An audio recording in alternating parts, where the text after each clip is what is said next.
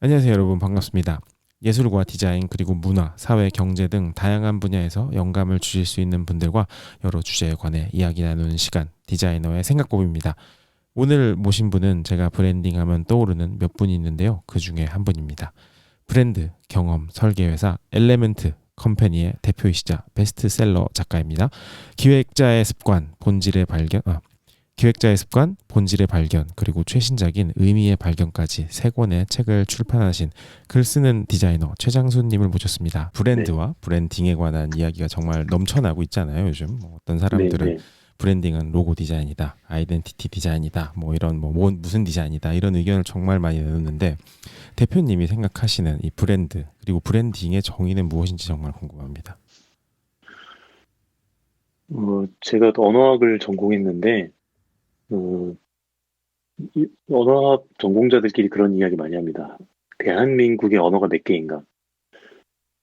우린 당연히 한 개라고 하지만, 그럼 언어를 규정짓는, 그러면 과연 제주도 방언을 우리 알아들을 수가 없는데, 음, 이거 같은 언어로 잡을 것이냐?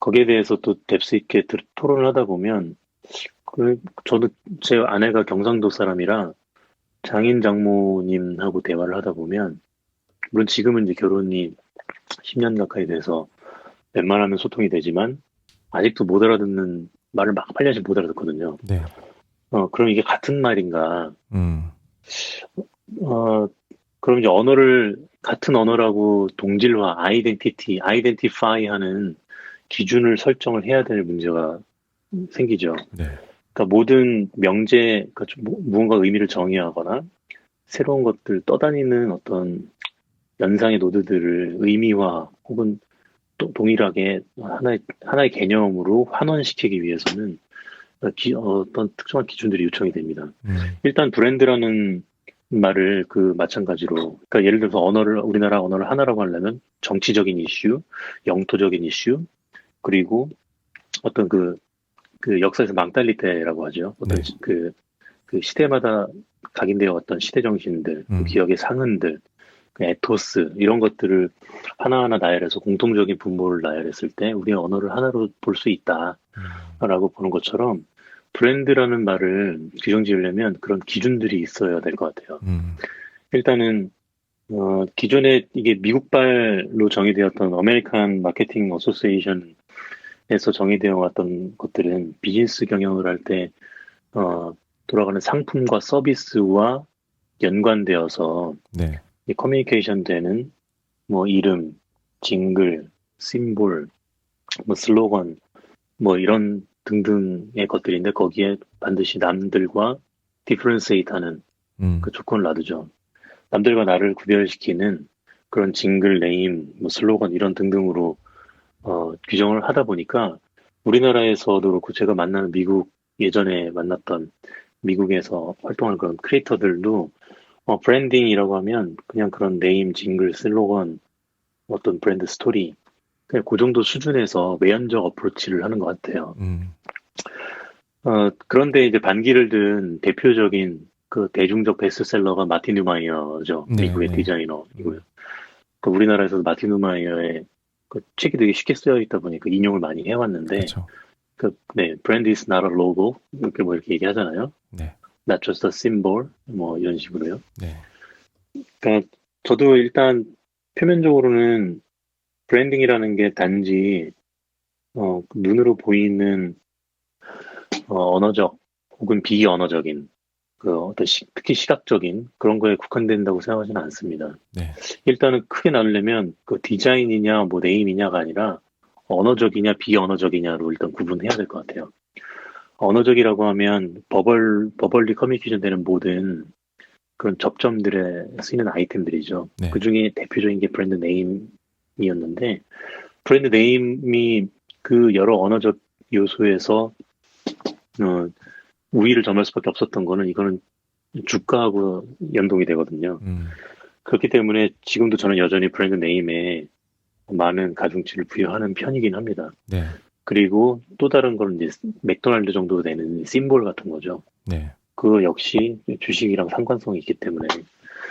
그래서 제가 생각하는 일단 브랜드는, 어, 약간 그 심리학적 실체로 저는 규정 짓는 편입니다. 네, 물론 이제 이게 제 개인적 혼자의 주장은 아니고요. 이런 학자들이 꽤 있고, 그 브랜드라는 것을 일단 연상 이미지가 핵심이라고 저는 보는 편이고요.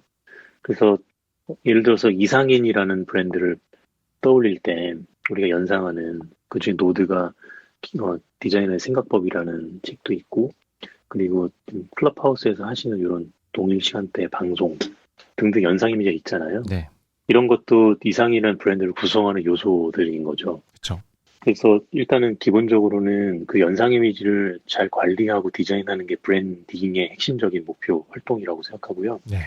소비자들이 생각하는 연상 이미지와 내가 만들고 싶은 연상 이미지의 그 싱크로율을 높이는 그 마케터 혹은 브랜더들이 조금씩 업계에서 인정받는 브랜더 그런 사람들이라고 생각합니다. 저도 명확하게 스테이트먼트로 지금 규정드리지 못했지만 그걸로 하려면 네네. 일단은 그 맥킨지에서 말했던 미스이처럼 중복도 포괄도 누락도 없이 모든 걸 검토하고 스테이트먼트로 간결하게 정리를 해야 되는데 아직 제가 그 정도 실력은 되지 않았고요. 다만 어떤 특정한 언어적 요소나 시각적 요소에만 국한되는 그런 작업은 아니라고 생각합니다. 일례로 지금 저희가 작업하고 있는 건 그런 연상 이미지를 일관되게 만들어야 된다는 목표하에 호텔을 하나 만들고 있는데 그래서 지금 제가 거기서 CMO 역할까지 하게 됐거든요. 네. 그러면 기업 내부에 들어가서 여러 팀들을 다 매니징하고 PM 역할을 하게 되는 거예요. 네. 근데 저희가 볼 때는 그거 역시 브랜딩 활동이라고 봅니다. 맞습니다. 그러면 간략하게 뭐 제가 나름대로 이해한 바를 바탕으로 요약을 한번 해보자면은 브랜드라는 것은 일종의 그 브랜드와 연관된 모든 연상 작용의 그런 총합적인 그런 개념적인 부분이고 브랜딩이라는 것은 그런 것을 유지 관리 혹은 발전시키기 위한 뭔가 행위들의 갈래들이라고 볼 수 있는데 이게 시각적인 부분을 포함하고 있지만 시각적인 게 전부가 아니다. 약간 이렇게 또 이해를 할 수 있을 것 같은데 혹시 맞을까요? 너무 제 중원부원을 정리를 잘해주시네요. 고맙습니다. 아닙니다. 네. 저는 너무 좋은 네. 인사이트를 말씀해 주셔가지고 지금 약간 계속 어디다 적지 이러고 있어요. 계속 나도 써먹어야지 나중에 약간 이러고 있습니다. 대표님 아시는 내용이잖아요. 아니에요. 무슨 말씀이세요. 근데 이러한 의미, 네. 아까 저 방금 마지막 부분에 말씀하신 그런 부분 중에 호텔을 네. 이제 CMO 포지션으로 다양한 부분을 이제 하려고 하신다라는 부분과 또 예전에 갑자기 네. 그런 말씀을 하시니까 그러니까 시각적인 부분뿐만 아니라 어떤 진짜 고도로 잘 발달된 브랜딩을 하고 있는 그런 회사 혹은 그런 뭐 레스토랑이 될 수도 있겠고 혹은 네. 뭐 패션 브랜드가 될 수도 있겠고 혹은 뭐 이제 운동하는 짐이 될 수도 있을 것 같은데 제가 예전에 뉴욕에 살 때 다녔었던 이코넉스라는 짐이 있었어요. 근데 네. 거기 가면은 그러니까 비주얼적으로도 뭐 광고 이런 것도 되게 훌륭한데 제 네. 뇌리에서 항상 기억에 나는 첫 번째는 냄새거든요. 모든 네. 지점의 냄새가 같아요. 그러니까 향이, 그러니까 냄새라고 하니까 좀 네. 스멜인 같아서 아닌데 그 좀 향기, 그런 것도 브랜딩의 일종이라고 우리는 또 볼 수 있잖아요, 그죠? 네, 그렇죠. 그 마틴 린드스톰이 이미 그런 거에 대한 오감 브랜딩이나 이런 파이브 센스에 대한 연구들을 많이 해서 이미 제가 2007년에 그 책을 처음 봤으니까 지금 벌써 14년인데 2007년에 처음 봤을 때도 그때 나온 게 아니라 더 이전에 나온 책이었거든요. 네. 이미 그 사람은 뭐 그런 연구를 많이 했고 그리고 그런 것들을 저는 이제 이게 물론 일장일단 있지만 모든 것들을 fMRI로 촬영해서 확인하려고 하는 그 서양식의 무식한 태도라고 규정짓는데 죄송합니다. 혹시 그 관련된 일을 하시는 분들께는. 근데 저도 가끔 이제 fMRI로 촬영해서 보고 싶을 때가 있거든요. 사람들의 뇌파가 어디서 활성화되는지 어떤 단어를 들을 때나 시각적인 걸 봤을 때 향기를 맡았을 때 그것만큼 확실한 건 없으니까요. 하지만 제가 왜 이제 실례를 무릅쓰고 이게 무식한 방법이라고 이야기를 했냐면 모든 것을 직접 그렇게 확인하고 꿰뚫어 보는 것만큼 객관적인 것처럼 보이는 것도 없지만 그렇게 다 직접적인 단서를 다 얻으려고 하다 보면 인간을 이해하려고 하는 관심도가 더 줄어든다고 봅니다. 더 잘 면밀하게 다각도로 해석해 보려고 하는 태도도 없어져 가는 것 같고요, 점점. 네네. 지금 퍼포먼스 마케팅이라는 게 그렇잖아요. 노드의 동선들이 측정되고 A/B 테스트에서 그냥 조금 더 트래픽 많이 나오고 다운로드 많이 나오면 이게 답이야라는 것처럼 가버리니까 네. 동일 소비자들에게 동일한 가치 제한을 내뱉는 비슷한 카테고리의 다른 경쟁자들이 결국 대안이라는 게 거의 비슷비슷해져 가는 것 같거든요. 되게 그런 차원에서 말씀드린 거니까 용서해 주십시오. 뭐 네. 용서를 구할 필요는 전혀 없는 말씀이신 것 같고요. 저도 되게 동의하는 부분이 있는 것 같아요. 그러니까 특히 그 서양에서는 되게 뭔가 피지컬리, 그러니까 물리적으로 뭔가 되게 나누고 싶어하는 게 있잖아요. 심지어는 관념적인 부분까지. 그래서 네. 그거를 되게 대변하는 게 저는 그 아캄의 면도날이라는 그 컨셉 있잖아요. 그러니까 네. 오커멜 네, 맨도날. 네, 오카마 네. 맨도날. 그래서 네. 네. 가장 작은 단위까지 이거를 쪼갤 수 있는 그러한 피지컬한 관념까지 만들어서 관념을 쪼개려 하는. 근데 그러다 네. 보면은 전체적인 시각을 놓치는 게 분명히 있는 것 같아요. 예. 네, 네, 네. 그, 그런 것 같습니다만 또 네, 과학의 진보나 이성의 진보가 양가적인데 이게 그런 것 때문에 또 진보되어 온 것도 사실이라서 네, 네. 맞습니다. 불편하지만 따를 수밖에 없는 것 같기도 합니다. 음, 그러다 보니까 오히려 그러한 네. 바뀌는 그러한 바뀐다고 해야 되나? 그러니까 되게 그러한 작은 단위로까지 쪼갤 수 있는 데이터와 이러한 바뀌는 관념들을 어떻게 바라보느냐라는 관점의 문제가 되게 중요한 것 같아요. 그러다 보니까 오히려 더. 아, 네, 공감합니다. 네. 그리고 또 저희가 살고 있는 요즘 시대 같은 경우는 그 자의반 타의반 바뀐 게 너무 많다 보니까 사실 뭐 통념적으로 생각했던 뭐 사물이나 생활 방식이 되게 많이 바뀌고 있잖아요. 근데 제가 네, 네. 그 대표님의 강연 중에 되게 인상 깊게 봤었던 것 중에 하나가 뭐 금융이라든지 자동차를 바라보는 시각이 또 이제 그러한 아날로그적인 시각, 디지털적인 시각이라고 해야 되나? 그런 거를 바탕으로 좀 바뀌는 것처럼 이제 뭐 네. 예전에는 그 자가의 시대였다면 이제 공유의 시대로 바뀌는 그런 관념적인 일들이 또 변화가 이루어진다고 말씀을 하셨던 것 같은데 네, 이러한 네. 일들이 발생하는 그런 현상에 대해서 대표님의 생각이 좀 궁금하기도 해요. 왜 이러한 우리가 그러한 관념의 변화가 네. 그러니까 진화해야 한다고 해야 되나? 변화한다고 해야 되나? 그렇게 변화하고 또 디자인이나 브랜딩은 어떻게 발맞춰 가야 하는지 이런 부분에 대한 생각도 좀 궁금해요. 음, 그, 어, 관념의 변화가 왜 일어나느냐인 건가요? 질문이? 네, 제가 너무 질문을 죄송해요. 죄송합니다. 네, 제가 캐치를 아니에요. 잘못했는데요. 그 관념의 변화가 요즘 들어서 더 많이 네. 발생을 하고 있는데 이러한 네. 관념의 변화가 발생하는 이유도 궁금하고 제가 세 가지를 섞은 것 같아요. 이유는 무엇이라고 음, 생각하시는지도 궁금하고 그 음, 다음에 또 팔로우업 질문으로 디자인은 이렇게 빠르게 이렇게 변화하는 이러한 시대에 네. 어떻게 적응을 해야 음, 되는가에 대해 이 두 가지 질문으로 요약을 한번 해보겠습니다. 아, 디자인을 어떻게 적응해야 하는가? 네, 그거는 아마 여기 지금 리스너로 계시지만 많은 전문가들분이 계신데요. 이따가 또 말씀 보태주시면 더 좋을 것 같습니다. 제가 일단, 제가 준비된 언어로만 한번 해보면, 관념이라는 게 저는, 그러니까 일단 세계관이라고 먼저 생각해보면, 음, 관념이라는 게 좀 말 자체가 관이 볼 관자잖아요. 그 염은 또 생각염자고요. 네, 어, 그리스에서는 본다라고 하는 거를 이디라는 동사를 썼는데요. 소크라테스는 이제 시장의 일반적 언어로 철학을 했던 사람이에요. 그래도 위대한 철학자인 것 같기도 하죠. 더. 네, 이디, 보다, 그게 이제 변형된 언어가 이데아라는 단어고, 아, 그게 또 이게 생각 염자처럼 들리기도 하죠. 이데아는 물론 제가 이데아가 있다고 믿진 않습니다만 비유적으로는 계속 설명 많이 하는데요. 네, 그러니까 결국에 바라보는 것에서부터 관념이라는 게 시작되는 것 같습니다.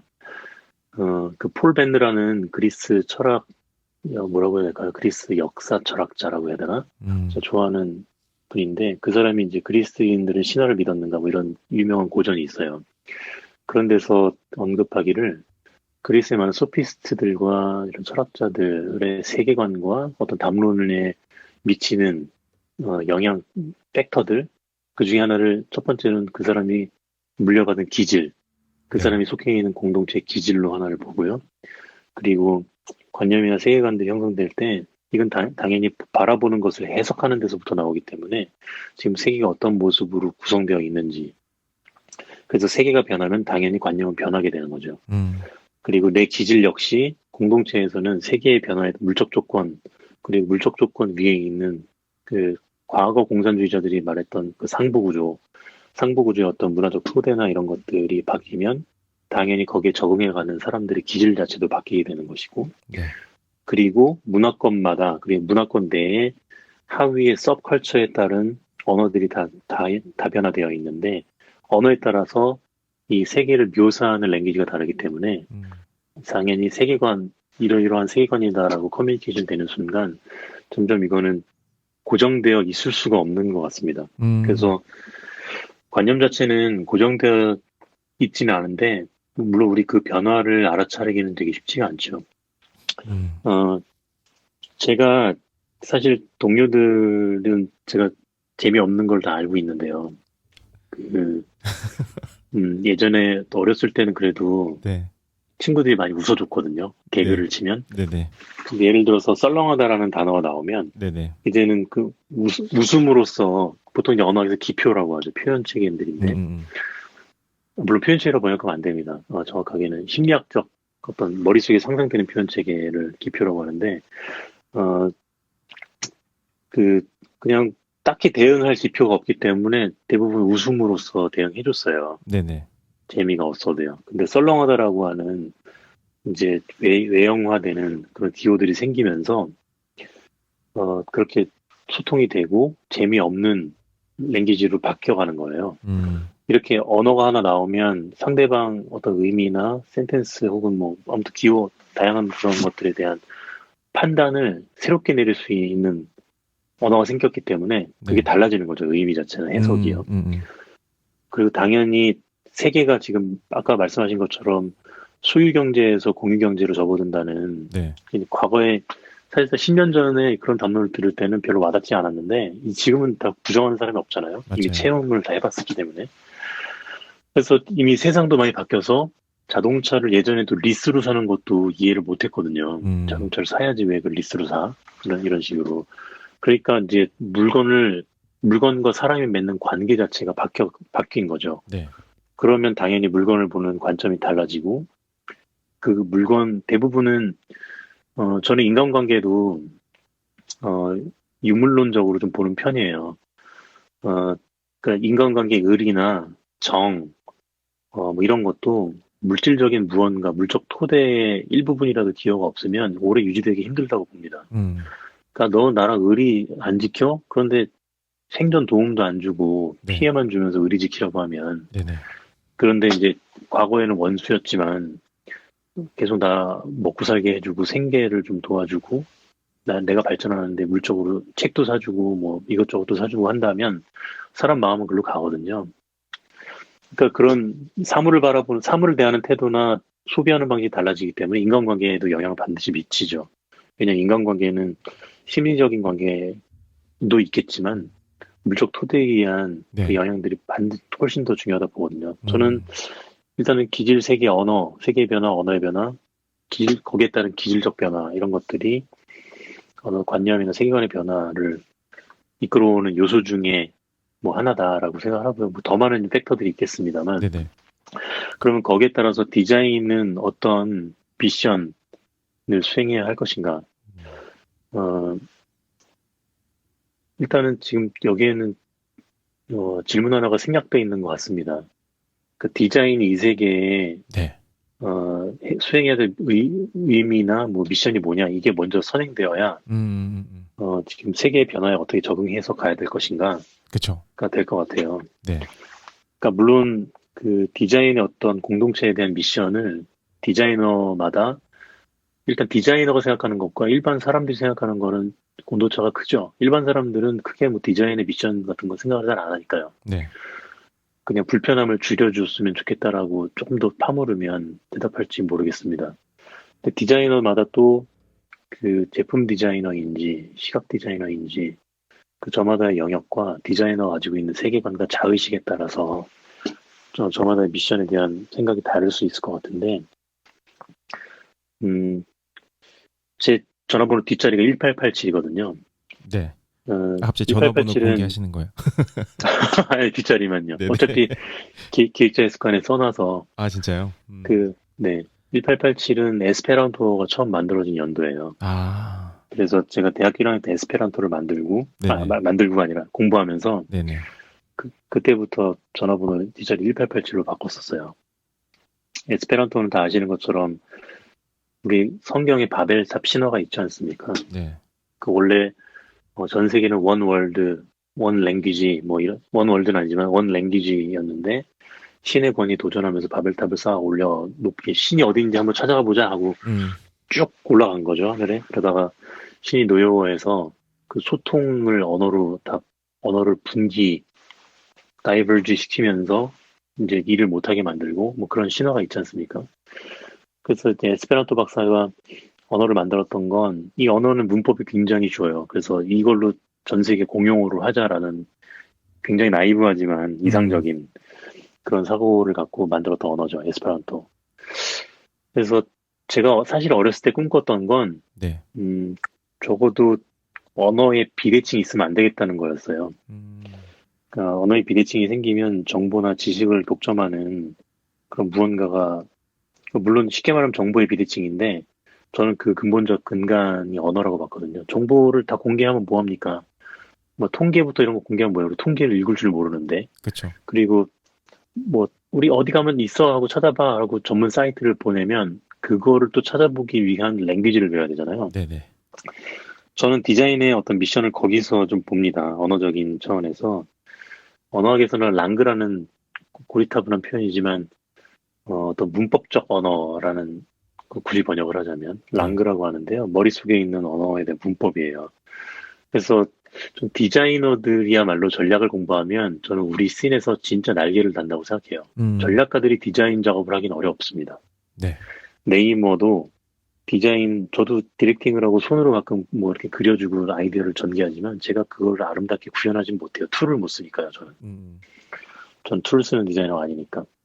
근데 디자이너는 자기가 생각하는 것을 표현할 줄 알잖아요. 그쵸. 네. 그래서 디자이너들이 전략적 랭귀지 비즈니스 핏을 더 공부했으면 좋겠고, 그냥 비엔스나 이런 사이트, 핀터레스트를 통해서 뭔가 작업할 때 이들이 하는 작업을 보면 저희 동료들도 그렇고, 처음부터 핀을 꼽아요. 다 핀터레스트 찾고, 뭐 아이디어를 영감을 떠오르게 해서 그걸 시각적인 것만 보고 작업을 막 하거든요. 물론 이제 그 랭귀지가 작동되는 방식도 그 안에서 작동되는 거기 때문에 이해는 합니다만, 네. 결국에 그 핀 안에서 작동한다는 건 이미 나와 있는 거 안에서 보는 거거든요. 네네. 물론 그 안에서 베리에이션하고 새로운 창조를 해야 되는 거지만 그 전에 비즈니스를 공부를 먼저 했으면 좋겠다는 생각이 들어요. 어, 그래서 이제 핀을 룩을 보고 영감을 얻고 방향을 잡다 보면 비즈니스하고 어거지로 맞추게 되거나 안 맞게 되거든요. 그쵸. 가끔은. 그러면 저 같은 사람이 나타나서 이거를 가끔은 정말 고객사에 죄송한 말씀입니다만 억지로 핏을 맞추는 일들이 생겨요. 저는 그건 실패한 프로젝트예요. 제가 몇 개 기록해놨어요. 제가 고객사는 만족했지만 저한테는 실패한 프로젝트라고 생각하는 것들. 그러지 않았으면 좋겠는 거죠. 그래서 디자이너의 미션은 지금 발빠르게 변화하는 세계의 흐름을, 그 비즈니스의 흐름을 따라가야 되고, 전 그게 첫 번째 미션이 돼야 될 것 같고요. 네. 당연히 디자인을 어떻게 적응해야 하는가라는 질문을 주셨는데, 네네. 일단은 비즈니스 플로우가 장기적으로 어떻게 갈 것인지에 대한 큰 부감을 계속 읽어보는 훈련이 필요할 것 같습니다. 그러기 위해서는 지금까지 보지 않으셨다면 역사라든가, 뭐 인류학에 대한 거, 그리고 뭐 고리타분하지만 경영의 어떤 그런 케이스 분석이라든가 이런 것들을 같이 전략가들하고 보면서 스터디하면 좋겠다 그런 생각이 듭니다. 저도 네. 디자인 같은 거 많이 공부하거든요, 나름대로. 네네. 소통하려고. 근데 너무 좋은 말씀인 것 같아요. 그러니까 어떻게 보면은 이제 디자인이라는 것이 되게 또 어떻게 보면은 시각적이거나 관념적이거나 뭔가 방향성적인 면에서 되게 프리디터민 될 수도 있고 혹은 뭔가 눈을 확 사로잡는 그런 방향으로도 뭐 그렇게만 흐를 수도 있지만 실질적으로는 또 현실적으로 이제 발을 붙이고 있어야 되는 부분이 이 비즈니스적인 부분에 대한 이해 그리고 뭐 통시적이건 공시적이건 이러한 세상의 변화의 흐름에 대한 이해를 바탕으로 해야 된다는 말씀인 것 같은데 너무 정말 공감하고 제가 왜 대표님을 오늘 정말 모시길 잘했나 이런 또 생각이 드는 정말 잘한 것 같다 이런 생각이 드는 말씀이셨던 것 같아요. 너무 감사합니다. 네.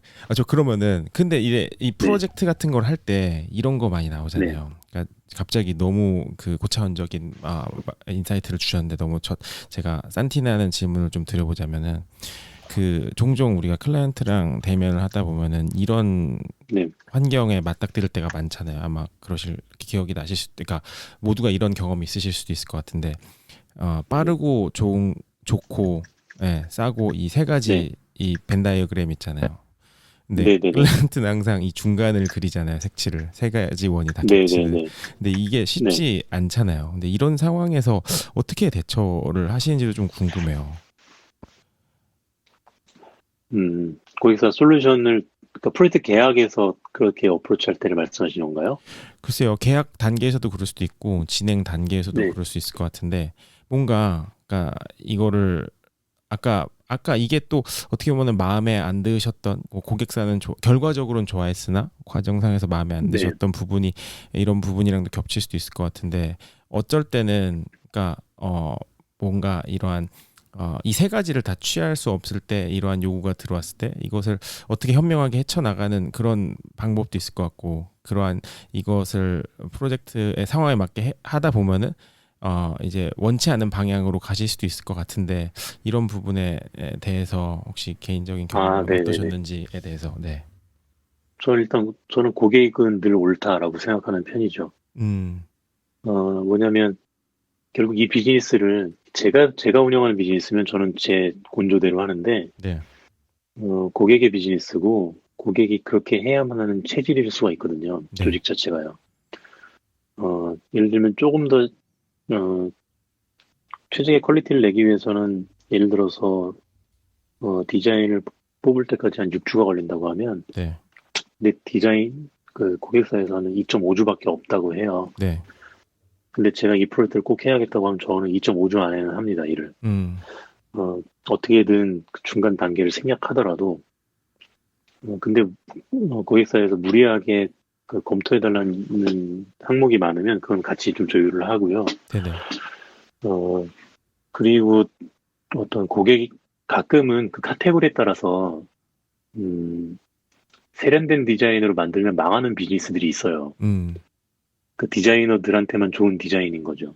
그쵸, 포트폴리오를 내거나 본인들이 어워드 수상하기 좋은 디자인들이거든요. 네, 네, 근데 정작 그 디자인을 세트를 만들어 놓고 기업에서 운영을 못하는 경우가 태반이고, 음, 그리고 그 대표한 어떤 로고라든가 간판 뭐 이런 것들이 이제 기존의 카테고리의 어떤 관성과 많이 벗어나 있어서 차별화는 되겠지만 사람들로 하여금 발걸음을 잘 유도하지 못하는 경우도 좀 왕왕 있는 것 같습니다. 네, 그럴 때는 클라이언트가 그런 경험을 이야기해주면 조금 더 그 디자인 시각적 레벨이 좀 낮다 하더라도 음, 돈 버는데 유리한 디자인을 만들어주는 게 맞다고 생각하고요. 네, 네, 좀 싼티가 난다 하더라도요. 네, 네, 네. 그래서 저는 고객하고 일할 때는 동료들한테도 그런 얘기를 저랑 오래 있었던 동료들은 많이 들어왔는데 고객은 늘 옳다. 음, 그리고 제가 예의를 되게 강조하는데요. 회사에서. 예, 저 예의 없는 직원들은 안 뽑아요. 음, 식당에서 함부로 하는 친구들이나 네, 네, 일하는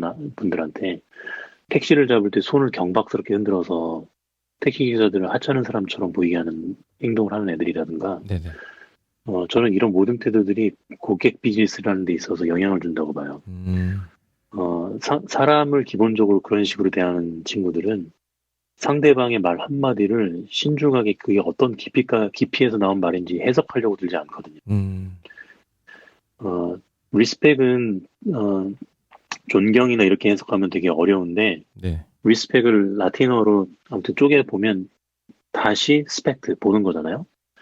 리스펙트는 두 번 이상 보는 겁니다, 상대를. 그러니까 내가 당신을 리스펙트 하겠어, 이거는 음, 지금 보고 또 보고 앞으로 계속 볼 거야. 너의 활동과 너의 생각과 그거고, 그리고 네가 하는 말을 내가 이해하려고 한 번 보고 두 번 보고 더 노력하겠어. 이게 리스펙의 본질인데, 네. 예의 없는 친구들은 리스펙이 없죠. 음. 왜냐하면 자기중심적 사고방식이 있기 때문에. 그래서 그런 관점으로 보면 고객은 늘 옳다는 말 자체는 고객을 리스펙하라는 말과 같고요. 네네.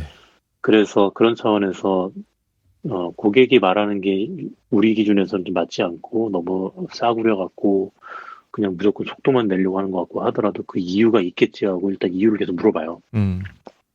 그리고 이유가 이제 납득이 돼야 작업을 더 수월하게 할 수 있으니까 그렇게 해서 인터뷰를 그렇게 뎁스 있게 하면서 가급적이면 고객이 원하는 니즈에 맞춰서 갑니다. 음.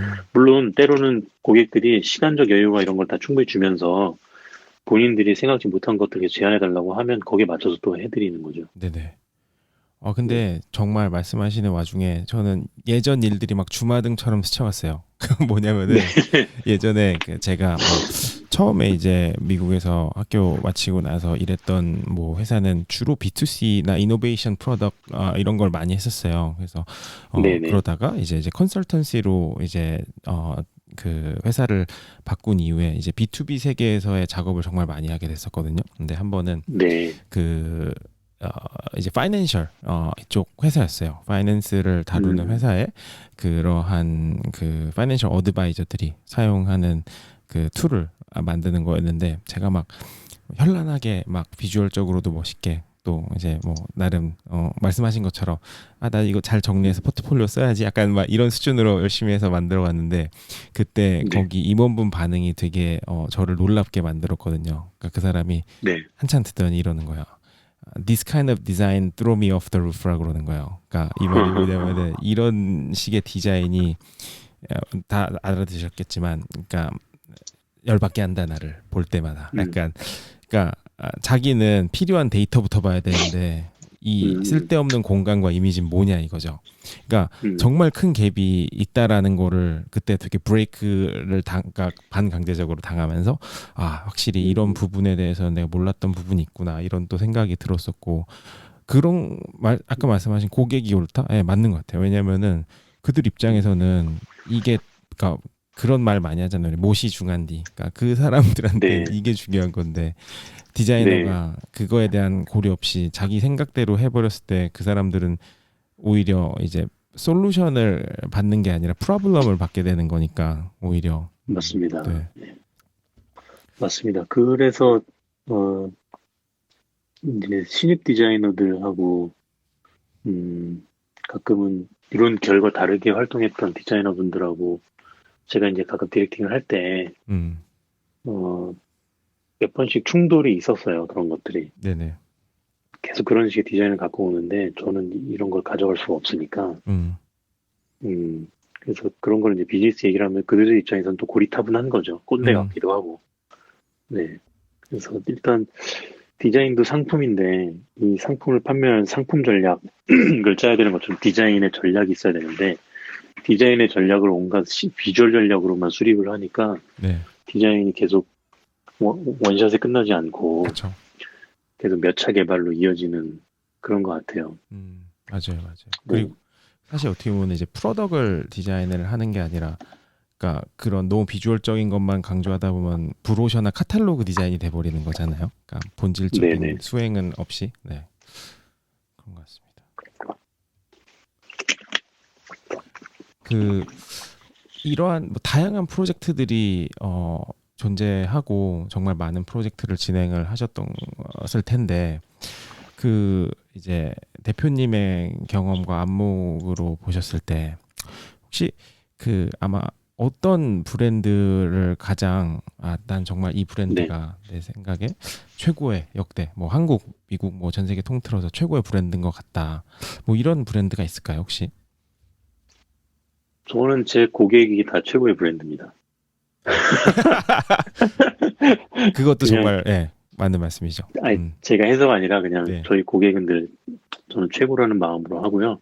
개인 사업자건 물론 지금은 저희가 또 업무를 개인 사업자나 이렇게 일을 못 하고 있는데 1년에 한두 건 정도는 꼭 작은 프로젝트를 해요.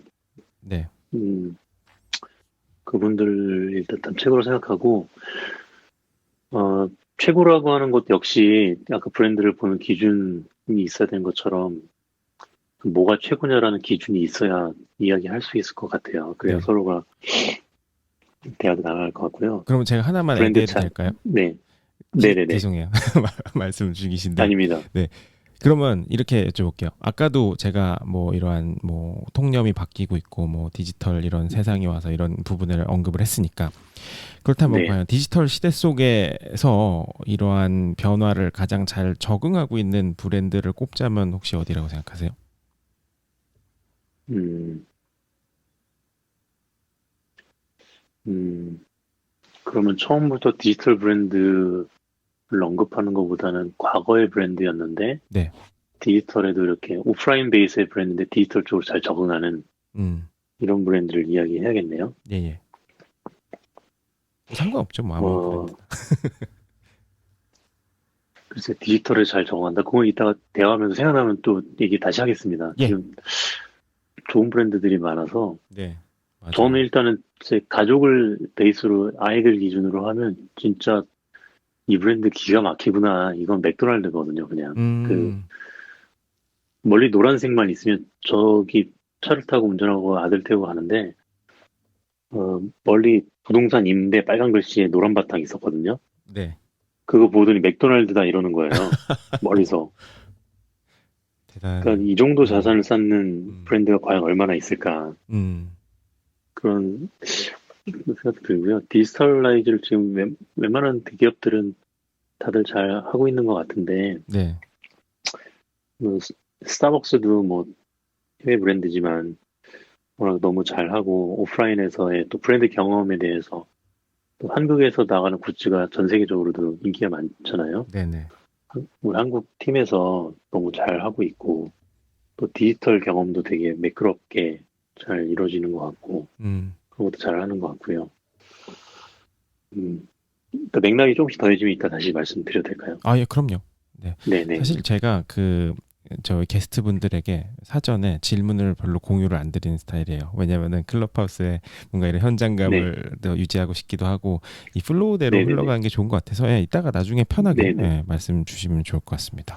네. 네네. 그리고 제가 사실 대표님을 생각하면서 어떤 거 제가 개인적으로도 혹은 들으시는 분들이 궁금해 하실까 이런 부분을 많이 적어 봤었는데 네. 그 책 얘기를 안 해볼 수가 없을 것 같아요. 그리고 글을 쓰는 거에 네. 대한 이야기. 그러니까 벌써 세 네. 권의 책을 내셨었고 계속해서 집필 활동을 하고 계신데 이 네. 집필을 활동을 계속 하시는 이유가 혹시 뭔가요?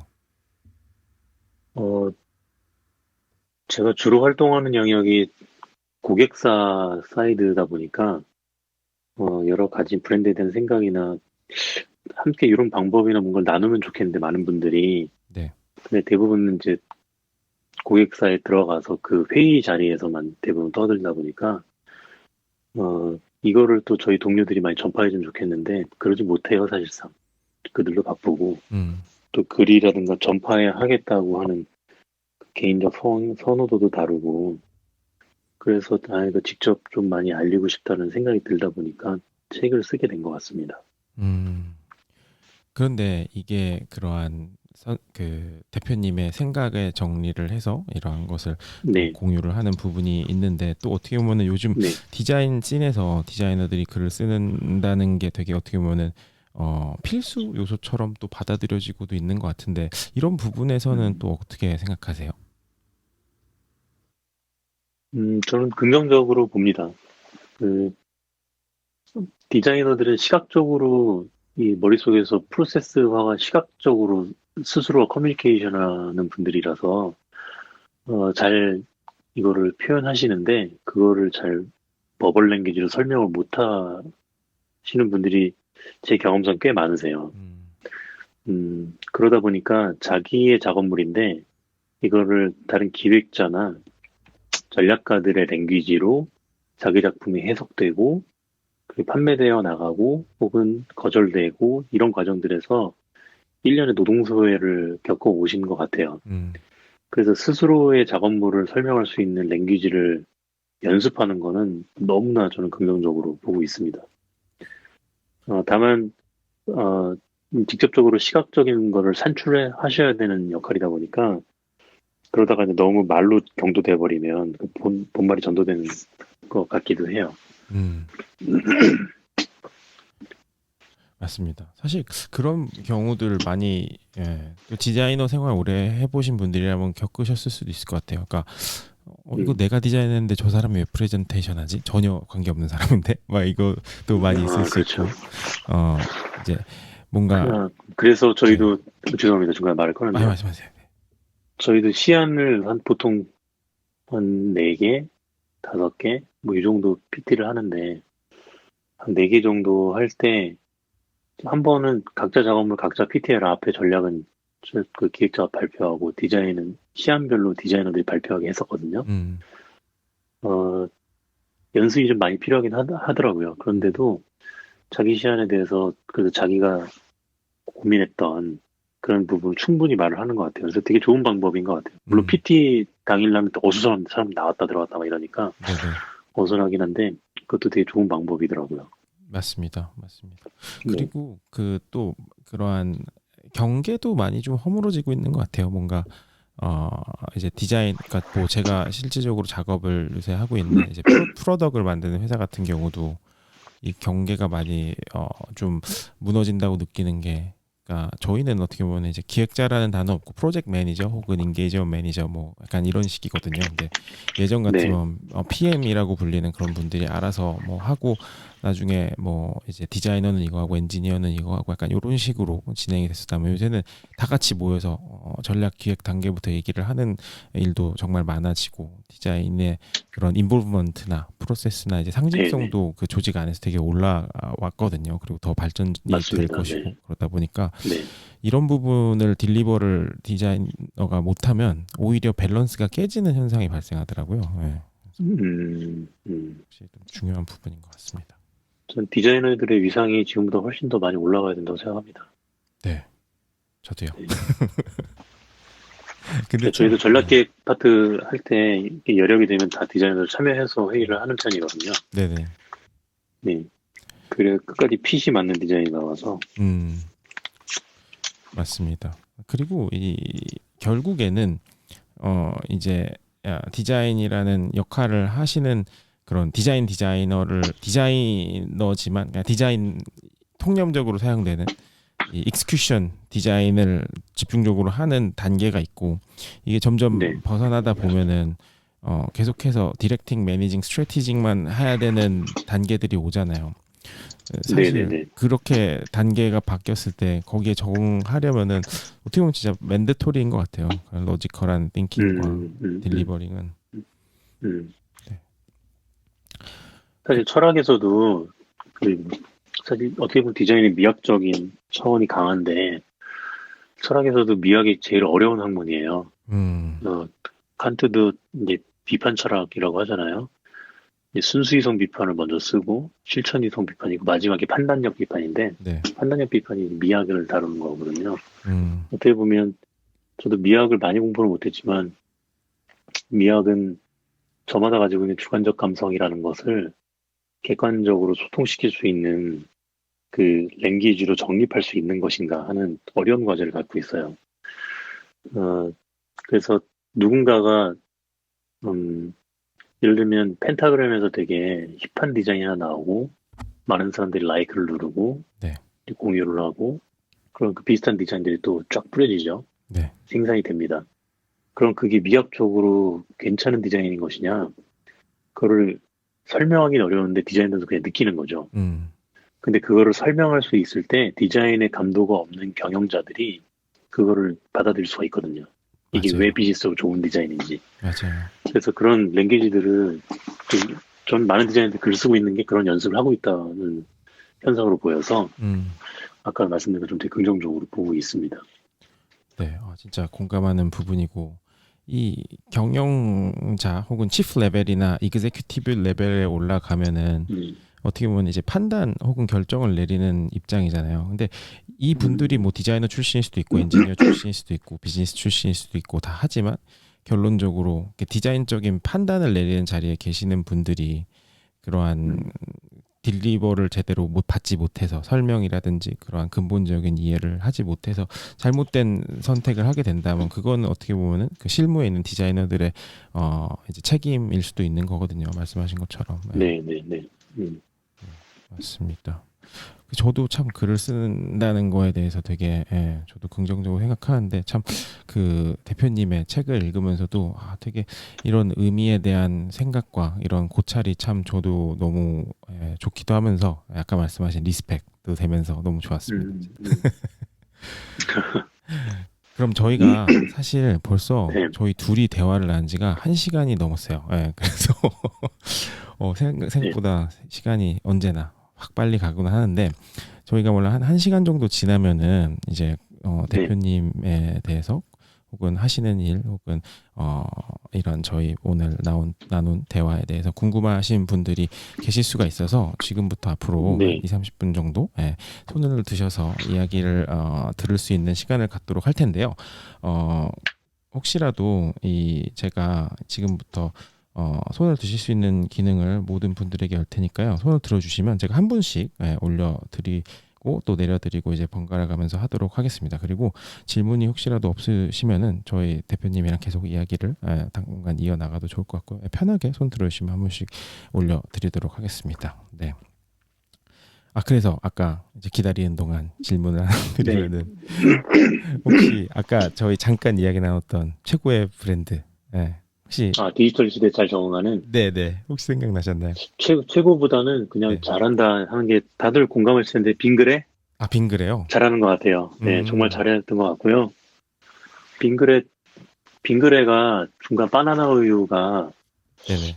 아시는 분 잘 없으실 것 같은데 그 전략 검토를 예전에 좀 세련된 패키지로 해야 된다고 바나나 쉐입 있잖아요. 약간 이렇게 배불뚝이 패키지. 네. 그걸 없애려고 했던 적이 있어요. 네. 진짜요? 네, 예전에 벌써 10년도 더 된 얘기인데 그 전략 내부 검토하는 거 관련돼 제가 옛날에 모셨던 분이 그런 걸 관련돼 있어서 근데 그런 식으로 전략을 되게 못 잡고 소비자 관점에서 브랜딩이라는 게 뭔지 사실 바나나 우유는 항아리 패키지가 주는 겉 필링이 있잖아요. 그쵸. 연상 이미지 책에도 있고요. 근데 그 자산을 몰라보는 거죠. 너무 오래됐고 막 이러니까 요즘의 트렌드로 쫓아가 봐야 되겠다 이렇게 생각하셨던 것 같아요. 세상에. 그러니까 브랜딩이라는 걸 빙그레도 그런 시절이 있었죠. 그러니까 브랜딩이라는 거를 할 때 다들 빠지기 쉬운 함정이 몇 가지 이제 트랩이 있어요. 아이덴티티를 구성할 때. 네. 트랩인데 보통 데이비드 아커 같은 경우는 external perspective trap이라고 표현하는데요. 네. 외부적 관점의 함정이라고 표현해요. 그러니까 내 아이덴티티, 나를 동일하게 만드는 무언가 요소라든가 이런 거하고 전혀 관련이 없는 외부적 트렌드, 어떤 경영의 이슈, 외삽되는 어떤 시대적 상황들 이런 거를 아이덴티티에 넣으려고 하는 거예요. 그래서 그런 있었지만 지금은 디지털 시대에 이제 MZ 세대들한테 재밌게 놀거리도 다 아시는 빙그레우스부터 여러 그런 광고물들이라든가 이런 적응이 지금은 되게 빠르게 잘 되고 있는 것 같아요. 팀 세팅이 새롭게 분명히 그 사이에 됐겠지만 그 감각을 젊은 이게 고관여 제품들은 아니니까 딱 그 정도 수준의 카테고리에서 할 수 있는 것들을 되게 잘하고 있다라고 생각이 들어요. 네. 그 정도가 지금 기억이 좀 떠오르고요. 네네. 최고라고 하면 또 나중에 다 제 고객이 될 수 있는 브랜드들라서 네네. 최고는 하지 않겠습니다. 예, 알겠습니다. 네. 근데 너무 좋은 말씀이신 것 같아요. 어떻게 보면은 요즘 시대에 어떻게 세대 그리고 시대에 또 잘 맞게 적응을 하느냐가 되게 관건인 것 같아요. 그리고 저희가 이제 대화를 나누는 동안 편하게 이제 질문하시고 싶은 분 계시면은 손을 들어주시면 제가 차례대로 또 올려드리도록 하겠습니다. 그리고 저희 계속 이야기 나누던 중에 제가 최소연 대표님을 보면 자꾸 올리고 싶은 욕망이 자꾸 생겨가지고 혹시 괜찮으시면은 인바이트 스피크를 잠깐 해보고 싶은데 괜찮으실까요? 저 괜찮죠, 당연히. 네. 잠깐만 제가 대표님 혹시 시간 안 되실 수도 있으니까 초대는 잠깐 해볼게요. 네. 안녕하세요. 안녕하세요. 네. 죄송합니다. 제가 매번 너무 아니, 귀찮게 해드려가지고. 아닙니다. 너무 몰입해서 듣고 있었어요. 네. 아, 혹시 그 네. 대표님이 그 생각하시기에 그 저희 저는 사실 제가 제 욕심 제 기준에 맞춰서 그 최장순 대표님께 막 이런저런 질문 다 했는데, 저는 그 정말 제가 생각하는 또 브랜드의 또 이제 최고 전문가 중에 한 분이신 최소연 대표님이 최장순 대표님께 어떤 질문을 또 해주실 수 있을까? 이것 사실 약간 궁금하거든요. 아, 네, 이거 미리 질문을 준비할 걸 그랬네요. 네. 제가 너무 갑자기 들이대죠. 죄송합니다. 아닙니다. 저는, 디자인 전략을 만들기도 하고 또 브랜드 디자인 하고 있는 최소현이라고 하는데요. 사실 개인적으로 두 분 이렇게 모시고 있으니까 트레바리에서 두 분의 저서로 다 저희 클럽 진행했었거든요. 그래서 굉장히 영광이네요. 고맙습니다. 네. 궁금한 것들은 사실 뭐 중간중간 뵈면서 또 여러 가지 여쭙었는데, 오늘 약간 얘기해 주시지 않은 부분 중에서 제가 질문 드리고 싶은 부분은, 결국은 브랜드를 통해서 세상에 어떤 변화를 만들고 싶으신 걸까라는 생각이 그 누구보다도 많고 되게 강한 분이라고 알고 있거든요. 그래서 요거 조금 너무 어렵지 않게 결국은 브랜드 존재의 이유라든지 아니면 최 대표님께서 브랜드를 통해서 세상에 어떤 변화를 만들고 싶으신지 이 이야기가 조금 궁금합니다. 네, 계속 구체적인 답을 찾고 있는데, 대학교 4학년 때부터 그런 생각이 좀 계속 들었어요. 공동체에 대한 생각이 좀 나이브하긴 합니다. 아직은 제가 여전히 세상 물정을 많이 잘 알지는 못하는 편이고, 처음 발상 자체가 어떤 구체적 계기를 통해서, 예를 들면 좀 뭐 가난하게 살았지만 돈을 벌어야겠다 이런 생각을 하지 않았거든요. 돈이 없어서 불편하진 않았어요. 없으면 없는 대로 살았기 때문에. 대부분의 사람들은 가난하면 거기서부터 오는 무언가를 직접적인 현상적인 것을, 불편한 현상을 해결하기 위해서 노력을 하는데, 저는 그러면 그럴수록 철학책이나 막 이상적인 생각으로 도피했던 것 같아요. 근데 그러면서 나름대로 공동체에 대한 생각들이 관념적으로 생긴 거죠. 그냥 막연하게는 사랑과 우정의 공동체, 막스의 표현을 빌리면 교류할 수 있는. 근데 그 사랑이나 우정을 나누기 위해서는 랭귀지가 저는 필수라고 생각을 했고요. 브랜드는 왜 브랜드하고 공동체에 무슨 상관인데 라고 생각이 들죠, 표면적으로는요. 근데 무언가 공동체에서 시민 정신으로서 우리가 오래 유지해야 하면 좋을 것들, 정의라든가 형평이라든가, 뭐 그게 정의의 하위 카테고리지만, 그리고 뭐 지금 다 민감한 젠더 이슈들도 있고요. 또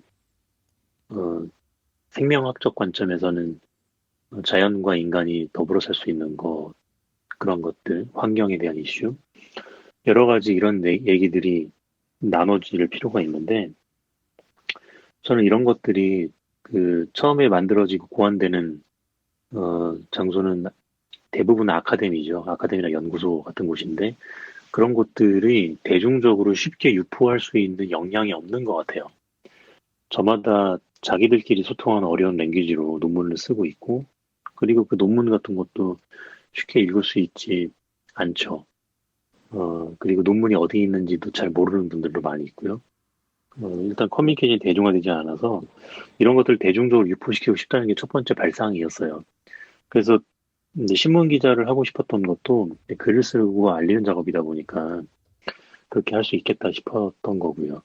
근데 브랜드 일을 통해서 이런 일을 할 수 있을 거라는 생각 못 했는데요. 브랜드 일을 하다 보니까 대기업들이 가지고 있는 엄청난 유통망들, 제품과 서비스를 돌리는 유통망, 온오프라인에, 그리고 거기에는 제품과 서비스가 소비되는 과정에서 기업발 수많은 랭귀지들이 오고 가거든요. 그러면 그 랭귀지에 공동체에 필요한 가치를 중심으로 그 랭귀지를 해석해서 메시지를 태우면 사람들은 교조적으로 계몽주의적으로 학습되는 것이 아니라 자연스럽게 공동체에 필요한 덕목들을 학습할 수 있지 않을까라는 지극히 이상주의적인 관점으로 어프로치 했었습니다. 사실 저는 기업을 돕는 이유는 기업의 유통망 때문입니다. 기업의 유통망을 활용해야 되고, 지금 이거는 어떤 상하타임의 지식인들이라든가, 어떤 깨어있는 80%, 깨어있는 소수의 시민들의 미미한 다수 80%의 어떤 롱테일의 법칙, 그런 것도 간간이 있죠, 역사에서. 정말 간간이 있는데, 그런 것들만 믿고 따라갈 만큼 저는 나이브하진 않거든요. 일단은, 예를 들면 저는, 여러 가지 악유가 있을 수 있겠습니다만, 진보 대통령도 강남 좌파들이 만든다고 어느 정도는 그런 보이스에 신뢰를 두는 편이에요. 시민들이 한 표 한 표가 만들어지기 전에 이미 수많은 후원금들이 가야 그 사람들 올라오거든요. 무조건 모든 것들을 그렇게 양극화해서 제가 예전에 그런 관점으로 글을 쓰고 세상을 다 양극단으로만 봤기 때문에 그러다 보니까 이 세상의 어떤 직접적인 문제를 해결하기에는 너무 어려운 것 같아요. 영감을 주고 간지는 낼 수 있어요. 글과 어떤 행동으로. 하지만 직접적인 서서히 스며드는 행동을 하지 못하는 것 같아서 제가 브랜드 활동을 통해서 공동체 기여하고 싶은 건 일단 메시지의 유포입니다. 근데 메시지를 받아들일 수 있는 역량이 될 수 있게끔 강연을 하고 책을 최대한 쉽게 풀어쓰려고 노력하고 있는 것이고, 그걸 통해서 자기가 저마다 디디고 있는 자신의 어떤 전문적인 영역, 비즈니스 활동이라든가 이런 곳에서 저마다의 어떤 그 메시지를 실천할 수 있는 방법들은 저마다 있을 거라고 생각합니다. 네, 감사합니다.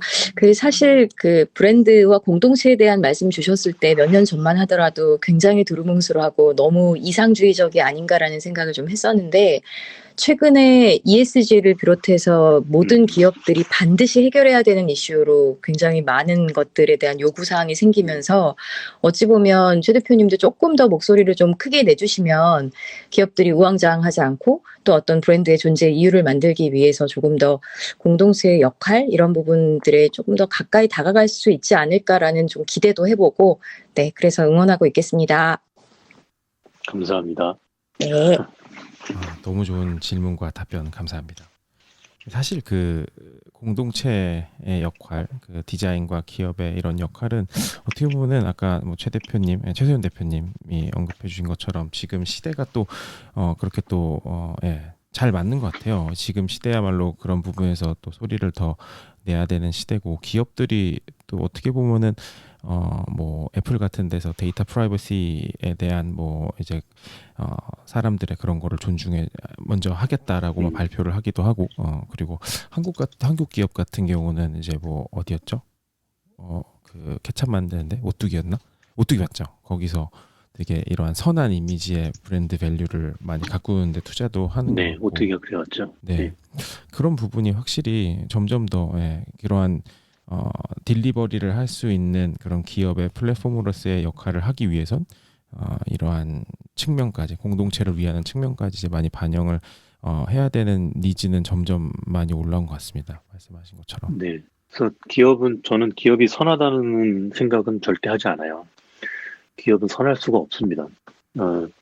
이게 지금 기업들이 밀레니얼 하는 이유도 그들이 돈이 되니까 그들 편에 서서 하려고 하는 것이지, 기업의 어떤 자율적 시장 경제, 어떤 보이지 않는 어떤 자율 밸런스, 전 그런 시스템 잘 믿지는 않거든요. 그러니까 이런 공동체 어떤 선한 영향력을 기업에 요구하기 위해서는 정치적 강제 구속력이 있어야 될 거라고 생각합니다. 부분적으로죠. 데이터 프라이버시라든가 여러 가지 어떤 제도적인 공동체에 기여할 수 있는 무언가를 하기 위해서는, 물론 구글도 어떤 단지 이상주의적인 그런 계산으로 결정했다고 생각하지는 않는데요. 예를 들면 그러니까 구글이 계속 겪고 있었던 데이터세라든가, 유럽에서도 그렇고 우리나라도 데이터 3법이라든가 여러 가지 이슈들이 통과가 되고 했잖아요. 네. 그래서 어떤 제도적 장치를 통해서 기업들을 계속 감시하고 견제할 수 있는 그런 발상들도 함께 사실 브랜더들이 같이 고민해줘야 될 문제라고 생각해요. 맞습니다. 그리고 뭔가 이러한 브랜딩을 하시는 분들 그리고 디자인을 하시는 분들이 또 염두를 해야 되는 부분인 것 같고 그런 사회적인 역할을 할 수 있도록 그런 거를 또 활용하는 입장에서 그런 부분을 염두를 많이 해야 되는 것도 분명히 존재하는 것 같고 또한 이 시민들의 입장에서도 그런 기업들의 행동을 확실히 뭔가 더 이제 할 수 있도록 일종의 응원과 압박을 다 할 수 있는 역할을 또 그 사람들이 앞으로는 더 해야 되지 않을까 뭐 이런 생각을 저도 갖고는 있습니다. 네. 그리고 아까 혹시 그 언급하신 것 중에 좀 그런 것도 되게 공감이 되는 부분인 것 같아요. 그러니까 뭔가 너무 이제 양극단으로 치우쳐 생각하기보다 현실적으로 바라봐야 된다라는 부분도 저도 많이 공감을 해요. 뭔가 이 세상이 무조건 0과 1 아니면 흑과 100 이런 건 아니잖아요. 그렇죠? 네네. 네. 그렇죠. 네. 그 아까도 잠깐 언급을 드렸지만 혹시라도 궁금한 점이나 질문하실 게 있으신 분들은 지금 편하게 손 들어주시면 제가 또 올려드리도록 하겠습니다. 또 저희는 또 안 계시면은 편하게 계속 이야기를 나누면서 앞으로 저희 세션은 한 15분 정도만 더 이제 이야기를 더 나누고 마무리를 짓는 쪽으로 일단 생각을 해주시면 좋을 것 같고요. 그동안 저희는 최소연 대표님도 올라오신 김에 편하게 셋이 이야기를 좀 나눠봐도 너무 좋을 것 같은데 어떠세요? 좋습니다. 네. 네. 그래서 네. 혹시 말씀하시죠? 분위기가 굉장히 뭔가 무거워지고 또 이렇게 그런데 네. 저 궁금한 거 있는데요. 사실 언어의 중요성 계속 말씀해 주셨었고 또 디자이너도 글을 쓰는 게 중요하고 자기 생각을 말로 잘 전달해야 된다라고 하셨는데 사실 최장순 대표님 뵈면 말씀하시는 것보다 글이 훨씬 더 직관적이고 쉽게 다가오는 것도 사실이거든요. 그래서 네네. 우리 모두에게 글은 이렇게 접근하면 조금 더 본인의 생각을 쉽게 명쾌하게 잘 전달할 수 있을 것 같다라는 팁을 좀 주신다면 어떤 게 있을까요? 글을 쓸 때요. 네, 그러니까 글을 쓸 때 어쨌든 자기의 생각을 뭐 말로 할 수도 있겠지만 글로 써서 누군가에게 전달할 때 어떻게 하면 조금 더 쉽게 명확하게 할 수 있을까? 음, 저도 그 많은 선배 그 분들이 최 대표는 글이 참 희한하게 말보다 글이 더 쉬워 이러시더라고요. 근데 생각해보니까 말은 이렇게 답을 들으면 바로바로 이렇게 쭉 내뱉어져서 속도가 더 빠르게 나와서 그런 것 같기도 합니다. 회사에서는 제가 말을 그 회의 급하고 막 이럴 때 빼고는 회사에서 말을 되게 느리게 하는 편이거든요. 생각을 단어 하나하나 이렇게 하면서 그 글을 저도 빨리 쓰는 편이긴 한데 아무래도 말하는 것보다는 좀 느리죠. 글 쓰는 속도가요. 타이핑을 해야 되고 하다 보니까 그러면서 생각이 한번 정리가 되면서 써져서 그런 것 같고요. 일단 하고 나서 저는 퇴고를 이제 적어도 2번 이상을 하니까 최소한 물론 그러면서 그러는데도 계속 오타라든가 이런 게 계속 분명히 있지만 글을 계속 고치는 작업들을 하고요. 그래야 좀 더 쉬워지는 것 같아요. 다른 감사합니다. 특별한 어떤 방법이 있는 것 같지는 않습니다. 그리고 저는 되게 독서를 많이 하는 편은 아니거든요. 아마 최선 대표님이 독서 되게 제가 보기엔 많이 하시는 걸로 알고 있는데 저는 1년에 뭐 책 읽는 게 많지 않아요. 일단 다 읽을 시간도 없고 고전들을 쭉 오래 걸리더라도 한 권씩 각 분야별로 보고 반복적으로 찾아보거나 이전에 읽었던 걸 이제 다시 좀 보거나 물론 이제 책을 접하는 건 많이 하죠. 1년에 책을 많이 접하긴 합니다만 다 읽지도 않고 부분적으로 발췌독을 하고 넘어간다거나 그렇게 좀 편하게 이용하는 편이죠. 네. 그래서 독서량 보통 이제 글을 쉽게 쓰는 데 하는 전통적인 이야기들은 뭐 다독, 다작, 다상량 이런 뻔한 말이잖아요, 사실. 근데 뻔하지만 사실 그거 외에는 방법이 별로 없거든요. 근데 물론 다독하면 당연히 좋지만 그 다독해야지, 많이 읽어야지라는 스트레스 때문에 오히려 책을 더 멀리하는 것보다는 재밌는 거 위주로 먼저 보는 것도 좋은 방법입니다. 방법인 것 감사합니다. 같습니다. 네. 맞는 말씀인 것 같아요. 뭔가 그 다독과 다작이 분명히 연계는 돼 있는데 다독을 무조건 많이 했다고 글을 잘 쓰는 건 전혀 아니고 글을 네. 엄청 잘 쓴다고 많이 읽은 것도 분명히 아닌 것 같아요. 예. 네, 네. 저도 읽기보다는 좀 읽는 시간을 더 가지긴 해야 되는데 그 인풋보다 그리고 예, 말씀하세요. 아니, 죄송합니다. 말씀하세요. 맞아.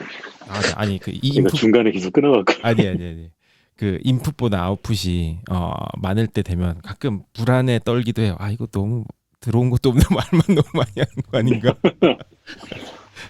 저도 요즘에 어, 그래도 시간이 좀 이렇게 많이 있을 때는, 진득하니, 예를 들어서 도덕경을 한번 필사하면서 이렇게 생각 정리하고, 예전엔 그랬거든요. 몇 개월이 걸리더라도. 네. 근데 점점 그런 시간 없다 보니까 계속 뭔가 클라이언트나 누굴 만나면 계속 저한테 발언을 요구하고, 그러니까 점점 스스로가 너무 허해지는 거예요. 근데 책을 그냥 캐주얼하게 읽는 것 같고 이 허함이 채워지지가 않더라고요. 그래서 그런 저도 요즘에 개인적 고민들이 좀 많이 있고, 아까 전에 제 생각이 났는데 최준 대표님께서 글 쓸 때 좀 쉽게 접근할 수 있는 글을 짧게 끊어 쓰는 방법이 제일 좋은 것 같아요. 가급적이면 글을 짧게 끊어 쓰는 거. 대부분 뭔가 문장 말을 할 때도 끝맺음을 잘 못하거든요, 대부분. 네. 그래서 중간중간에 여기서 끝내도 되나 싶을 때 끊어서 말하는 방법이나 글 같은 경우는 더 쉽죠. 자기가 혼자 컨트롤할 수가 있으니까요. 그래서 이제 문장을 짧게 쓰는 연습, 그게 글을 쓸 때 쉽게 접근할 수 있는 방법 중에 하나라고 생각합니다. 감사합니다. 네. 누구 올라오셨네요? 리차드님 질문이 간단하게 있었어요. 자기 소개해 주시고 질문해 주시면 좋을 것 같습니다. 안녕하세요. 저는 회사원이고요. 상품 댓글을 좀 알아보죠. 아까 전에 안 쓰기, 아까 전에 좋아하는 브랜드에 관련해서 아까 물어보신 것 같은데, 그냥 진짜 단순하게, 지금 신고 있는 신발과 모자, 펜, 옷, 아니면 요즘 자주 가는 카페에 대한 어떤 브랜드를 말해줄 수 있었는데, TV 프로그램도 뭐 자주 보는 거 있으면 얘기해 주셔도 되고. 저희 최현욱 대표님이신데, 최현욱 대표님은 우리나라 핏빗 웨어러블 디바이스 한국 지사장 하셨고요. 핏빗이 최근 구글에 인수됐죠. 지금은 저도 너무 제품이 좋아서 사서 쓰고 있는데 몰레큘이라는 공기 중 박테리아를 제거하는, 그래서 코로나 터졌을 때 미국에서 CNN에 보도가 바로 됐던 제품을 또 한국에 지사장하고 계세요. 워낙 마케팅 씬에서 글로벌 활동하고 있는 정말 드문 인재고 또 이렇게 오셨네요. 제가 좋아하는 그냥 주로 신는 신발은 나이키고요. 나이키 데이브레이크 종류별로 신고 있고, 옷도 나이키 아우터 많이 있고요. 나머지 옷은 대부분 저는 보세 옷을 입습니다. 그냥 길거리 옷 사다 입고요. 사실 브랜더라고 하면 대부분 명품이나 제대로 된 브랜드를 입어야 예의일 것 같지만, 저는 양말 같은 것도 그냥 이쁘면, 이게 짝퉁이든 뭐든 그냥 이쁘면 사서 신거든요. 그렇게, 네. 모자는 스프림, 그거는 짝퉁 아니고 진짜를 일본에서 사서 리셀러 마켓에서 사갖고 몇 년째 쓰고 있고, 모자를 워낙 좋아합니다. 그래서 모자도 나중에 지금 만들 생각을 하고 있고요. 제가 워낙 좋아해서 페도라 같은 것도 많이 쓰고 있는데, 대부분 저는 노브랜드를 많이 씁니다. 길거리에서 취향에 맞는 거 그냥 골라다 쓰고 있고요. TV는 컨텐츠 중심으로 누가 나오는지를 위주로 봐서 제가 브랜드 하는 사람 치고 트렌드가 좀 둔한 편이에요. 저는 트렌드가 되게 사람들 유행이다라고 이렇게 하면 나중에 그거를 해석해보는 쪽의 입장이지, 발빠르게 막 이렇게 뭐 나왔고 이렇게 많이 따라가지는 않는 편이거든요. 그런 거는 영 제가 제 기질상 잘 안 맞는 것 같더라고요. 가게 같은 경우도 단골로 그냥 가는 데 위주로 동네나 뭐 이런 데 다니고, 그러다 보니까 좀 진부하긴 합니다. 스타일 자체가. 저는 또 브랜드는 스프림 뭐 이런 거 좋아하고요. 뭐 어떤 스타일이나 이런 거는 버질 아블로의 디자인들 좋아하죠. 감사합니다. 네, 맞습니다. 좋은 질문 감사드립니다. 다음으로 야니님 올라오셨는데요. 간단하게 자기 소개해 주시고 질문해 주시면 좋을 것 같습니다. 네, 안녕하세요. 저는 안녕하세요. 최장순 대표님과 최수현 대표님이 제가 운영하고 있는 과정에 오셔서 강의를 하셨던 적도 있고, 근데 그때 강의하셨을 때 제가 질문 못했던 것이 갑자기 생각이 나서 이렇게 질문할 수 있어서 되게 좋은 것 같고요. 그 책을 3권 쓰셨잖아요. 네네. 근데 평소에 말씀하실 때도 제가 이렇게 얘기를 가끔씩 나눠보면 본질, 의미 이런 단어를 굉장히 잘 새겨서 어떤 서로 대화를 나눌 때도 되게 잘 녹여내시더라고요. 진짜 생각하시는 업에 대한 본질 혹은 삶에 대한 본질 이런 게 연결이 되어 있다고 저는 생각이 드는데 그 네. 책을 쓰셨을 때 본질이라는 단어, 의미라는 단어 이런 발견 이런 걸 쓰게 되셨던 어떤 계기가 있으셨을까요? 의미는 사실 대학교 1학년 때 기후학 수업을 처음 들으면서 이 언어학의 한 분과로 시작된 학문인데요. 세미오틱스라는 학문이 이제 그 기후학이 하는 일이 그런 겁니다. 도처에 널려있는 기후 체계들. 여기 테이블 배치는 왜 이렇지? 저 사람의 표정은 뭘로 의미하지? 저 행동은 무슨 의미지? 저 조명은 왜 저걸 썼지? 입구는 왜 일반적으로 정문에 없고 옆에 이렇게 있지? 뭐 등등. 이런 것들이죠. 그리고 왜 절에 가서 부도를 오른쪽에서 예를 들면 반시 방향으로 돌아야 되고 계단 올라갈 때 계단을 왼쪽으로 안 올라가고 오른쪽으로 올라가야 되지. 이게 불법하고는 어떤 연관이 있을까? 뭐 등등.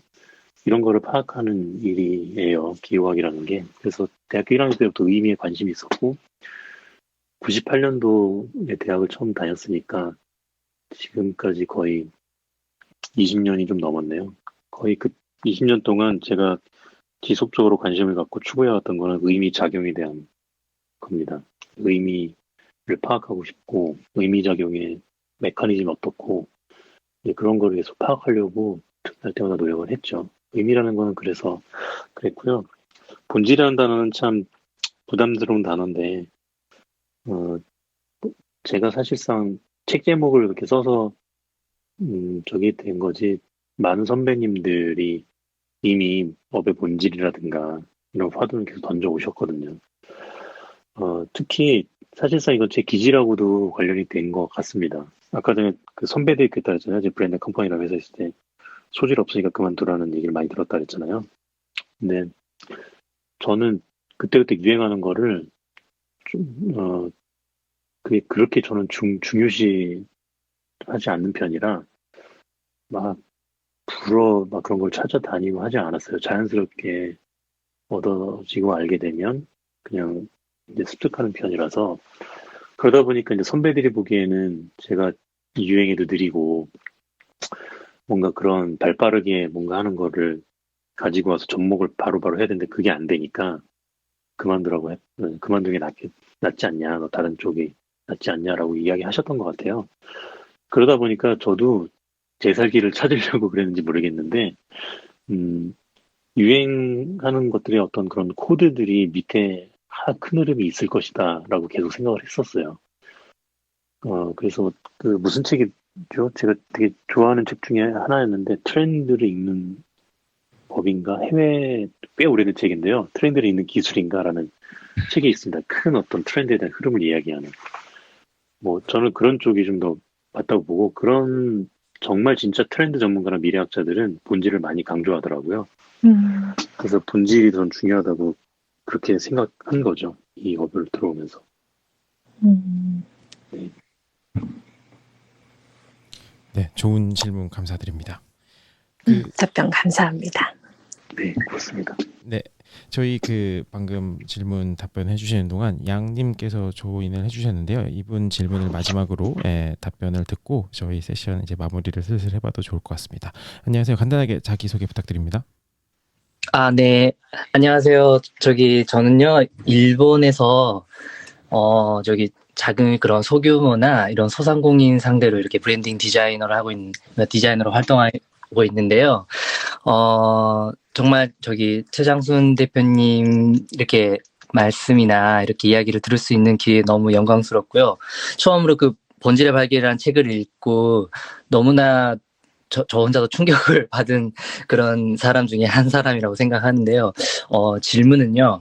저는 이제 디자이너로서 지금, 활동을 하고 있는데, 저도 그 브랜딩에 대한 그런 고민과 그런 과제들을 아직도 계속 안고 일본이라는 이 다른 지역에서 활동을 하고 있는데요. 저는 어떻게 보면은 작은 그런 규모나 그런 소상공인, 작은 조직이나 그런 비즈니스에 대한 브랜딩에 대한 고민을 하고 있는데요. 대표님 같은 경우에는 어떻게 보면 큰 그런 대기업이나 그런 어떤 큰 프로젝트에 대한 그런 일을 많이 하셨을 것 같은데, 앞으로 이 시대가 굉장히 이렇게 조직이 세분화되고 이게 소규모화되고 있는 것 같은데, 특히 일본은 점점 더 그게 더 가속화되고 있는 것 같아요. 근데 그런 부분에 대해서의 그 브랜딩과 그런 조직에 대한 그런 세분화와 그런 소상공인과 그런 개인 사업자들에 대한 그런 비즈니스에 대한 관점이나 그런 생각들을 좀 듣고 싶어서 질문했습니다. 네, 양님 감사합니다. 먼저 책을 또 읽어주셔갖고 제 가게에 보탬이 됐습니다. 두 건 다 있습니다. 네, 기획자의 네, 다 네. 고맙습니다. 제가 대외적으로 뭔가 이야기하면 네. 그 소상공인들이 모인 자리 아니면 그냥 소상공인 이야기를 잘 안 해요. 일단 대외적으로 나온다는 게 저도 법인 대표라서 저희 회사의 영업활동과 직결되기 때문에 소상공인 분들이 저한테 연락 진짜 많이 하세요. 그리고 저도 거절을 거의 안 하고 일 다 해왔고, 근데 그렇게 몇 년을 하다 보니까 애들 월급 줄 때 빡빡 다 하더라고요. 이분들이 비용을 많이 쓰지 못하셔서. 그래서 근데 이제 저희 동료들은 모든 조직이 그렇지만 해마다 이제 연봉 인상을 요구하잖아요. 그래서 ROI를 저희도 내부에서 고민하다 보면 이제 큰 회사 일을 많이 해야 또 큰 조직들이 들어오고 그런 이유였습니다. 그 양해 부탁드리고요. 근데 소상공인 분들, 제가 저희도 소상공인인데요. 저희도 이제 10명밖에 안 되는 회사고 작은 스타트업이고요. 제가 처음 창업할 때부터 1인 사업자부터 같이 창업하는 분들, 그리고 또 작은 곳들하고 많이 일을 해왔습니다. 그때마다 느꼈던 건 대기업처럼 마케팅과 브랜딩 뭐 이런 영역을 다 전담할 수 있는 조직도 없는 분들이 대부분 대표님이 다 하시거든요. 근데 일장일단이 있는 것 같아요. 대표님이 브랜드에 대해서 충분히 이해를 이 정도 규모에서, 물론 대기업에 이야기하는 것만큼의 이야기를 하지는 않아요. 저도 그분들한테 산업에서 파이프라인 설계도 시급하고 돈을 벌 수 있는 구조 설계도 시급하고 당장 이걸 그럼 어떻게 알려야 되냐. 그러니까 예를 들면 대기업에 가면 저는 뭐냐면 PR 전략 같은 걸 이야기하더라도 그냥 올소독스하게 뭐 그런 얘기 하죠. PR 에이전시 중에 대표적인 게 어디 있고 뭐 그러면서 기획을 먼저 잡고 뭐 이렇게 순차적인 타임라인이 쫙 걸리는 이런 걸 하는데, 소상공인들한테는 저는 어떻게 하냐면 제가 보도자료도 몇 번 써드린 적도 많아요. 보도자료 써드리고, 그리고 기사 건당 얼마 내면 릴리즈 해주는 곳들이 있거든요. 그럼 바로 다이렉트 링크해서 바로 PR을 해드려요. 그러니까 이들에게는 어프로치가 달라진다고 생각합니다. 왜냐하면 그 많은 전략 기획하는 시간과 그리고 그걸 실행할 수 있는 그 전략 기획할 수 있는 시간도 부족할 뿐더러 그런 걸 실행할 수 있는 예산이나 여러 가지가 너무 여유가 없거든요. 그래서 뭐 큰 기업의 입장에서 보면 뭐 야매에 가까운 방법인지 모르겠습니다만 그런 것들 많이 하죠. 소기업하고는. 그래서 저도 지금 양님께서 말씀하시는 충분히 그 공감이 됩니다. 점점 지금 창업가들도 늘고 있고 그리고 소규모화 되어 가는 것도 맞는 것 같아요. 기업들도 지금 제가 아는 몇몇 회사들도 그 현금 확보는 조 단위가 넘는데 대기업법 적용받지 않는 회사를 계속 쪼개는 회사들이 있어요. 작게 만들어 계속 대표들을 내세우고 계속 쪼개고 있거든요. 그러면서 전문형이 생기면 또 독립하는 거죠.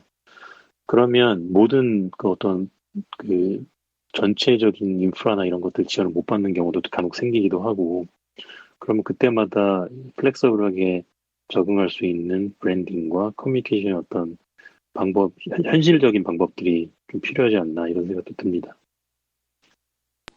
좀 답변이 되셨나요? 아, 네, 감사합니다. 너무 네. 그 부분, 너무 현실적인 그런 부분에 대해서 말씀을 해주셔서 더욱더 저도 타지에서 더 노력하면서 고민을 많이 해봐야겠다는 전 생각이 들었습니다. 감사합니다. 네.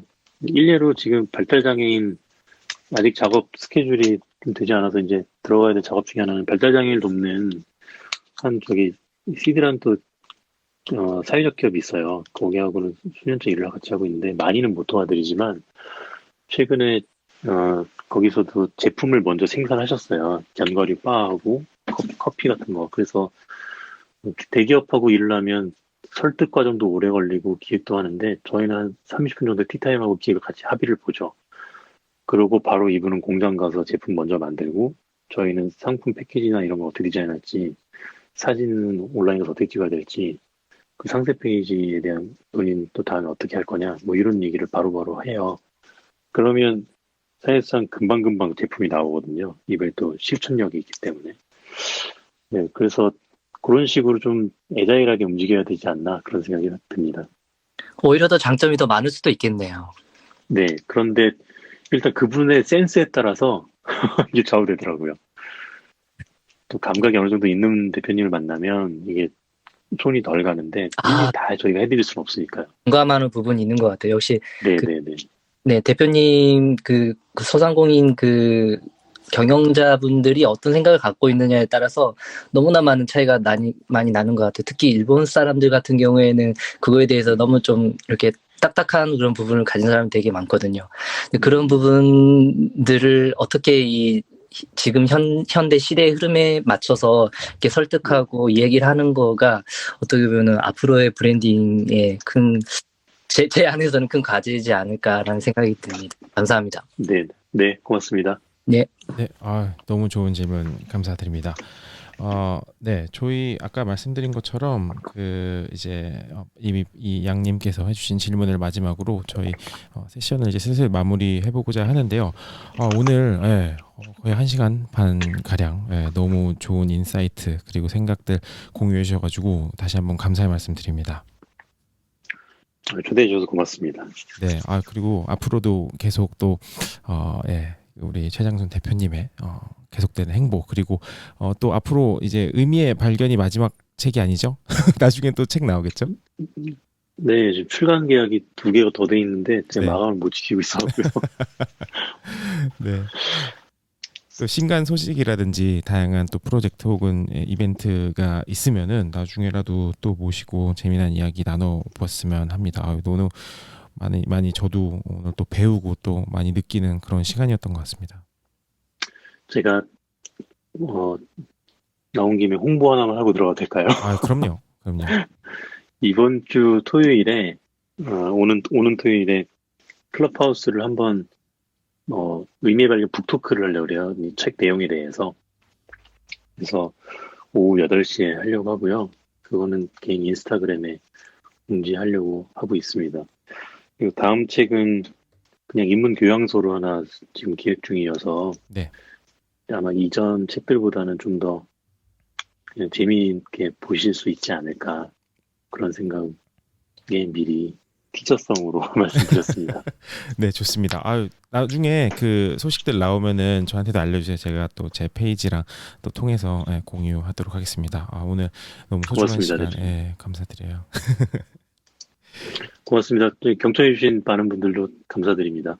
예, 그러면은 오늘 여기까지 하고 세션은 마무리하고요. 저희 다음 주 디자이너의 생각법 일요일 1시에 항상 찾아뵙는데요. 다음 주에 모실 분은 BKID의 대표시죠. 산업 디자이너 송봉규 대표님을 모시고 또 BKID의 프로세스 그리고 공예와 그런 테크놀로지를 아우르는 그런 디자이너님의 생각법을 듣고자 하니까요. 다음 주 일요일 1시에도 저희 이야기 궁금하신 분들은 클럽하우스에서 들어와 주시면 정말 좋을 것 같습니다.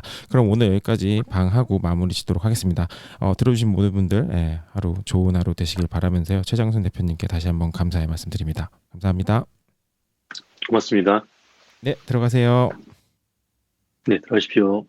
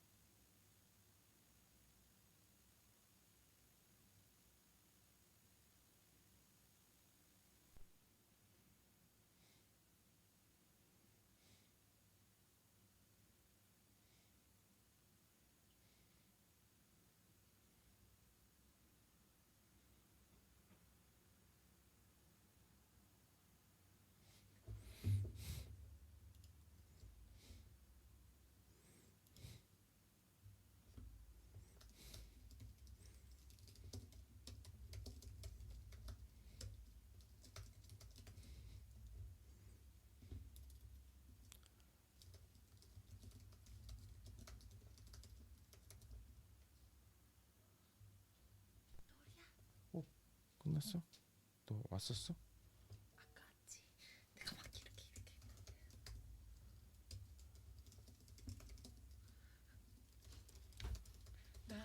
잠깐 전화할 거야. 전화할 거라고.